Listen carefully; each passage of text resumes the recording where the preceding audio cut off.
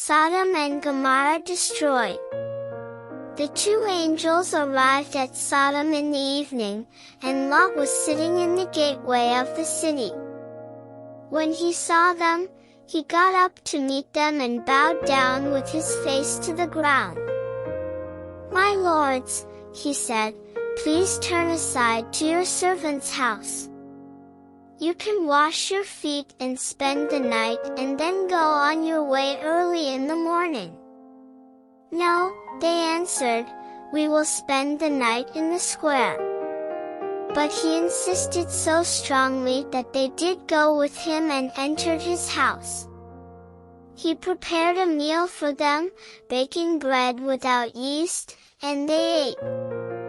Before they had gone to bed, all the men from every part of the city of Sodom, both young and old, surrounded the house. They called to Lot, "Where are the men who came to you tonight? Bring them out to us so that we can have sex with them." Lot went outside to meet them and shut the door behind him, and said, "No, my friends. Don't do this wicked thing. Look, I have 2 daughters who have never slept with a man.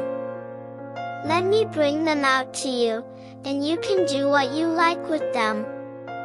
But don't do anything to these men, for they have come under the protection of my roof."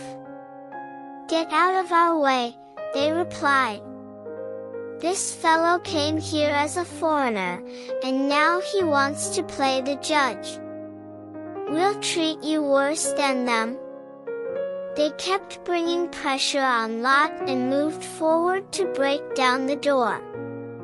But the men inside reached out and pulled Lot back into the house and shut the door. Then they struck the men who were at the door of the house, young and old, with blindness so that they could not find the door. The 2 men said to Lot, "Do you have anyone else here, sons-in-law, sons or daughters, or anyone else in the city who belongs to you? Get them out of here, because we are going to destroy this place." The outcry to the Lord against its people is so great that he has sent us to destroy it. So Lot went out and spoke to his sons-in-law, who were pledged to marry his daughters. He said, "Hurry and get out of this place, because the Lord is about to destroy the city." But his sons-in-law thought he was joking. With the coming of dawn, the angels urged Lot, saying, "Hurry! Take your wife and your 2 daughters who are here, or you will be swept away when the city is punished." When he hesitated, the men grasped his hand and the hands of his wife and of his 2 daughters and led them safely out of the city, for the Lord was merciful to them. As soon as they had brought them out, one of them said, "Flee for your lives. Don't look back, and don't stop anywhere in the plain. Flee to the mountains or you will be swept away." But Lot said to them, "No, my lords, please. Your servant has found favor in your eyes, and you have shown great kindness to me in sparing my life.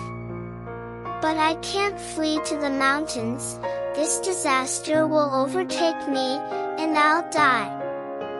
Look, here is a town near enough to run to, and it is small.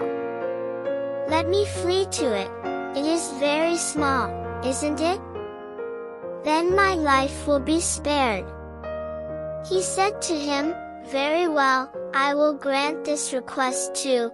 I will not overthrow the town you speak of. But flee there quickly, because I cannot do anything until you reach it." That is why the town was called Zoar. By the time Lot reached Zoar, the sun had risen over the land. Then the Lord rained down burning sulfur on Sodom and Gomorrah from the Lord out of the heavens. Thus he overthrew those cities and the entire plain, destroying all those living in the cities, and also the vegetation in the land. But Lot's wife looked back, and she became a pillar of salt. Early the next morning Abraham got up and returned to the place where he had stood before the Lord. He looked down toward Sodom and Gomorrah, toward all the land of the plain, and he saw dense smoke rising from the land, like smoke from a furnace. So when God destroyed the cities of the plain, he remembered Abraham, and he brought Lot out of the catastrophe that overthrew the cities where Lot had lived. Lot and his daughters. Lot and his 2 daughters left Zoar and settled in the mountains, for he was afraid to stay in Zoar. He and his 2 daughters lived in a cave.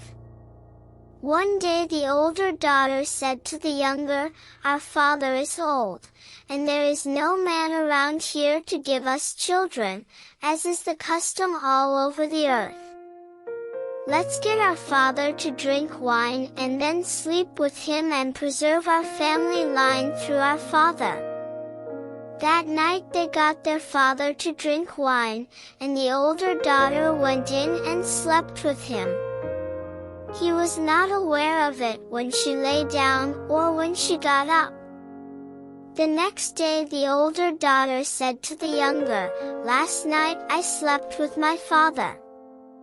Let's get him to drink wine again tonight, and you go in and sleep with him so we can preserve our family line through our father." So they got their father to drink wine that night also, and the younger daughter went in and slept with him. Again he was not aware of it when she lay down or when she got up. So both of Lot's daughters became pregnant by their father. The older daughter had a son, and she named him Moab. He is the father of the Moabites of today. The younger daughter also had a son, and she named him Ben-Ammi. He is the father of the Ammonites of today.